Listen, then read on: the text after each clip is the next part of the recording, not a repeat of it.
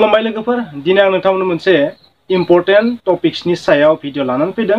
बे भिडिअनि गेजेरजों आं नोंथांमोननो दिनै मोननैसो सोंथि सोंगोन। बे सोंथिनि फिननायखौ नोंथांमोना कमेन्ट सेक्सनाव लिरबानो जाबाय। जानो हागौ बे भिडिअआ गोबां मानसिनि थाखाय एक्सेप्टेबल नङाबो जानो हागौ, थेवब्लाबो मोनसे साननो गोनां जानानै फैदों। दिनै जों बायदि गोग्लैसोनाय हारिफोरा जाय जनजाति होननानै मिथिजानाय, जेनेरेलि जों बर'फोरा आसामाव थारैनो एन्डेन्जार्ड स्पिसिस गोमालांनाय हारि महर मोननो थांगासिनो दं नामा? दिनै आं नोंथांमोननि सिगाङाव मोननैसो सोंथि लाखिगोन। बे सोंथिखौ थारैनो नोंथांमोना फरायथिनानै होनो सानदों। मा बर'फोरा बर' हारिया टु चाइल्ड पलिसि बा वान चाइल्ड पलिसि जि पलिसि सरकारा लाबा मानो जेनेरेलि टु चाइल्ड पलिसि लाबोनो थांदों बा लाबोनो नाजादों, मा बर'फोरा बेखौ मानिनांगौ, बेखौ मानिनानै सोलिनांगौ? मा टु चाइल्ड पलिसिया जोंनि थाखाय मुलाम्फा गोनां जागोन? मा बर'फोरनि पपुलेसना खमिलांगासिनो दं? मा भारत सरकारा लाबोनो नाजानाय बा नागिरनाय टु चाइल्ड पलिसिया बर' हारिखौ एन्डेन्जार्ड स्पिसिससिम गोमालांनाय हारिसिम नाथ्रोदलांगासिनो दं? मा बर'फोरनि गेजेराव जोनोम आरो थैनायनि जि बेलेन्स समानथाय बेयो थैनाय फारसे गेलेमलांदों? माने जोनोमनिख्रुइ थैनाया बांसिन जादों नामा? बेबायदि थासारि जोंनि हारिनि गेजेराव जोनोम जादों नामा? मा थारैनो बै टु चाइल्ड पलिसिया सानै गथ' जोनोम होनाय जि पलिसि बा आयेन बानायनो थांगासिनो दं बा लागु जानो थांगासिनो दं, मा थारैनो बेयो जोंबायदि गोग्लैसोनाय हारिफोरनि थाखाय एक्सेप्टेबल? नोंथांमोना साननो हागौ दानि जुगाव पपुलेसना मेटार नङा, नाथाय जि साफा सानै पपुलेसन दङ बैखौ गोग्गो सुबुं, गोग्गो मानसि, रिसर्स पार्सन जुदि बानायनो हायोबा खम पपुलेसनानो गासैबो बिथिङाव गोख्रों गोहोगोरा जानो हायो। नाथाय मा बे बाथ्राया जोंबायदि गोग्लैसोनाय हारिनि थाखाय थारैनो एक्सेप्टेबल? नोंथांमोना साननानै नाय। जानो हागौ पपुलेसन कन्ट्रलखौ लानानै जोंनि सुबुंफोरा थारैनो जोबोर जागरूक, माने पपुलेसनखौ कन्ट्रल खालामनांगौ। पपुलेसन एक्सप्लयजन जागासिनो दं बुहुमाव। बे बुहुमाव 780 क्ररनिबो बांसिन पपुलेसन दं, जानो हागौ 800 क्ररबो जानो हागौ दासिम। स' जियानो जाया मानो दिनैनि आंनि बे सोंथिफोरखौ नोंथांमोना कमेन्ट सेक्सनाव लिरबानो जाबाय। जे जोंनि भारत हादराव पपुलेसनखौथ' नोंथांमोना मिथिगौ माबायदि एक्सप्लयजन जादों, जोबोर बांगासिनो दं। जोनोमा थैनायनिख्रुइ 2 गुन होनबाबो बांद्राय बुंनाय जानाय नङा।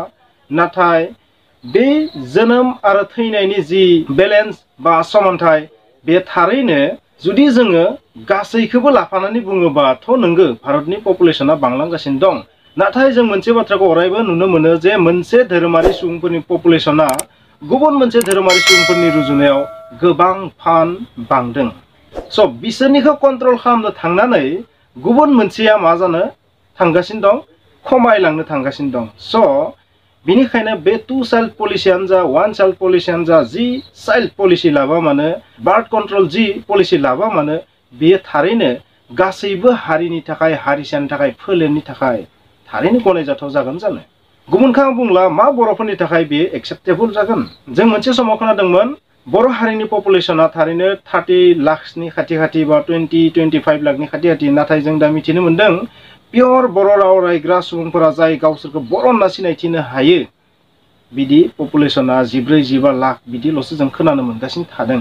आरो मोनसे बाथ्राखौ खोनाबावदों मा, बेयाव बेसे कनफार्म नङा जे बर' हारिनि सुबुंफोरनि गेजेराव जि जोनोम आरो थैनायनि जि बेलेन्स बेयो माने दुखुनांथाव बेलेन्सआव गैया।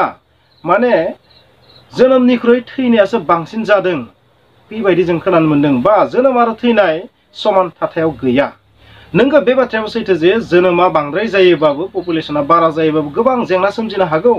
रांखान्थियारि, समाजखान्थियारि गोबां जेंना सोमजिनो हागौ, बेखौबो जों गनायनांगोन। नाथाय बिदि होननानै जुदि जोंनि पपुलेसना जुदि नांनायनि सिमानि गाहायाव जुदि थाङोबा बेथ' बांसिन दुखुनांथाव जागोन। जोंखौ ओरैनो गाख्रेबनानै दोनगोन, जोंखौ ओरैनो गादबनानै दोनगोन, नङा होमबा? स' बर्तमान फैनाय 10 बोसोराव, 15 बोसोराव मा बर'फोरा टु चाइल्ड पलिसिखौ मानिनांगौ नामा? नोंथांमोना कमेन्ट सेक्सननि गेजेरजों लिरबानो जाबाय। आं सानो जोंनि पपुलेसनखौ नायनानै जोङो भारत सरकारा बे बानायनो थांनाय जि टु चाइल्ड पलिसि बेखौ गनायनाङा होननानैसो आं बुंगोन। आं बिदि बुङोबा भारत सरकारनि हेंथा बाथ्रा बुंनाय जागोन, एन्टि नेशनेल सेन्टेन्स जागोन बे। नाथाय सोरबा मोनसे हारिनि सुबुंफोरा ओरैबायदि गोबां पपुलेसन, बिसोरनि बार्थ रेटआ ओरैबायदि बारा, बेबायदि बिथिङाव जोंजों जुदि रुजुयोबा ओरैनो जोंनिया टु चाइल्ड पलिसिया सरकारा बानायाबाबो जाखानानै दं। सानैनि बांसिन गथ' जोनोम होआ जोंनि हारिनि सुबुंफोरा बेबायदि बिथिङाव आं बुङाखै जे टु चाइल्ड पलिसिखौ लागू खालामनाङा बिदि बुङाखै नाथाय बर' हारिनि थाखाय जुदि टु चाइल्ड पलिसिखौ जोङो लागू खालामबा थारैनो माबाफोर हार्म जागोन नामा ना नोंथांमोना ओरैबायदि बुंनो सानो जे जिखिनि पपुलेसन दं सानै सानै गथ'खौनो जों जुदि मोजां सुबुं बानायनो हायोबा मोजां जुदि सुबुं बानायनो हायोबा मा थिग बेखिनियानो थोजासे बेखिनियानो जोंनि हारिखौ गोजौ थाखोसिम बहाबा गोजौ लेभेलसिम लांनायाव थारैनो गोबां मदद खालामगोन जोंनि हारिखौ रैखाथि होनायाव जोंनि हारिखौ जौगा मानदान्दासिम लांनायाव हेल्प खालामगोन हारिखौ गसंथानानै बोबथानानै खैफोदनिफ्राय रैखा खालामनानै लाखिनो हागोन बिदि नोंथांमोना सानो नामा ना नोंथांमोना बेबायदि सानो जों एसटिफोरनि थाखाय बा गोग्लैसोनाय हारिफोरनि थाखाय बर'फोरनि थाखाय टु चाइल्ड पलिसि नङा 4 चाइल्ड पलिसि 3 चाइल्ड पलिसि बेबायदि इउटिलाइज खालामजाया नामा बेखौनो नोंथांमोना कमेन्टआव लिरबानो जाबाय आं जि बाथ्रा बुंदों बेनो कारेक्ट जाजोबगोन बे नङा आं जि बाथ्रा बुंदों बेयो जोंनि हादरनि आयेननि बा बानायनो थांनाय आयेननि हेंथा नङा होमबा स' आं मोनसे सोंदावखांदोंसो नोंथांमोननो जे टु चाइल्ड पलिसिखौ बर'फोरा मानिनांगौ नामा नोंथांमोना मिथिगौ चीन हादराव 1 चाइल्ड पलिसिखौ दिखांनानै लाबाय मानो होनबा फैनाय 15 बोसोराव 10 बोसोराव बिथांमोननियाव माने मा जागोन बियो उल्था जागोन थैनाया बारा जागोन बा बोराय मानसिनि संख्या बारा जालांगोन सेंग्रा सिख्लानि अनजिमाया जोबोर खमिलांगोन अब्ला बै हादरखौ बोरै बासायगोन बे साननो गोनां नोंथांमोना मिथिगौ रासिया जोबोर गिदिर हादर बेनिखायनो बेयाव बेबायदि चाइल्ड पलिसि गैया जाय बांसिन गथ' जोनोम होनो हायो बिनो प्राइज होनाय जायो रासियाव नोंथांमोना बे बाथ्राखौ मिथिगौ स' गासैबो हादराव बेफोर पलिसिया लागू जाया नाथाय जोंनि इण्डियायाव पपुलेसना जोबोर बाराद्रायखाय बेबायदि खालामनोबो गोनां जादों बेखौबो जों गनायनांगोन नाथाय जों बायदि गोग्लैसोनाय हारिफोरा जनजातिफोरा बेखौ एक्सेप्ट खालामजाथावना नङा होननानै आं बुंगोन नाथाय